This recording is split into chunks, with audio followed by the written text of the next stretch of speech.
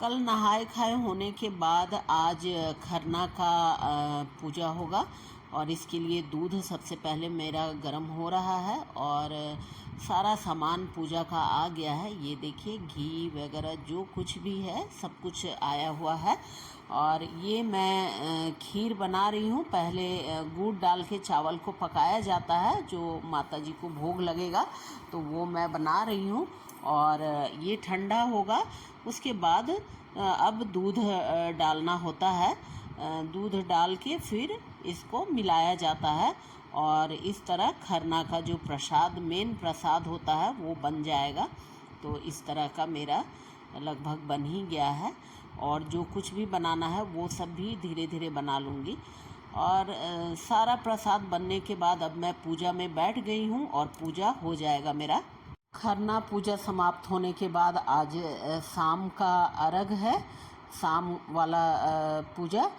तो ये उसके लिए मैं ठेकुआ बना रही हूँ जो भगवान को चढ़ता है, सूप पर डालकर चढ़ाया जाता है और वो मैं रूम के अंदर बना रही हूँ। और बाहर में ये और दूसरा ठेकुआ भी बन रहा है, तो दूसरे लोग भी इसको बना सकते हैं। तो बाहर में दूसरे लोग बना रहे ठेकुआ जो बनता है छठ का, तो वो भी बाहर में बन रहा। और इस तरह मेरा सब दिन भर की तैयारी के बाद हम लोग अब घाट की तरफ जा रहे हैं, जो हमारे गार्डन में ही घाट है, बहुत दूर नहीं जाना है मुझे। घाट आप लोगों को पहले वीडियो में मैं दिखाई हूँ। घाट बनकर पूरी तरह से तैयार हो गया और ये चूल्हा, इसी चूल्हे में मैं प्रसाद बनाई थी, बाहर गार्डन में ही बना हुआ है।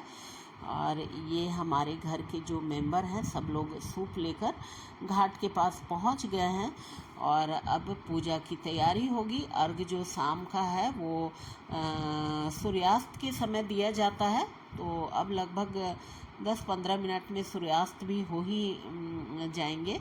और मैं आ गई हूँ, जितने लोग हैं सब कोई आ गए हैं यहाँ घाट के पास। और अब पूजा की तैयारी होगी। कुछ देर मैं यहाँ पर भगवान का ध्यान करूँगी और उसके बाद फिर शाम का अर्घ मेरा देने का काम हो जाएगा। तो ये मैं आ गई हूँ यहाँ पर और अर्घ देने का जो टाइम होगा उसी में मेरा अर्घ देने का काम स्टार्ट होगा।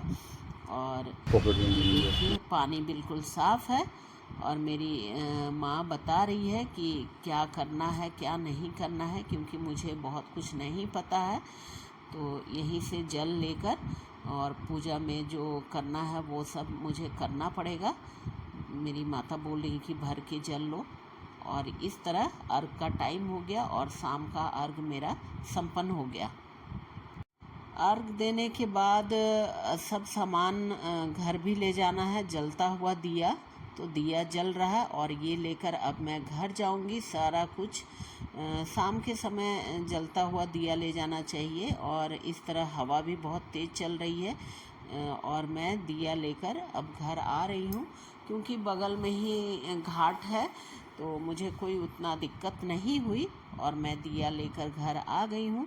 और मैं पूजा रूम में बैठी हूँ, दिया जल रहा है, भगवान का ध्यान करना होता है यहाँ पर और मेरा ध्यान हो गया। अब सुबह की तैयारी होगी और सुबह में भी इसी तरह हम लोग आ गए हैं घाट। और सुबह में हमारे साथ साथ दूसरे लोग भी अर्घ दे सकते हैं। और ये देखिए बाहर से लोग अर्घ दे रहे हैं, दूध जल जिनको जो होता है वो सूप पर चढ़ाते हैं।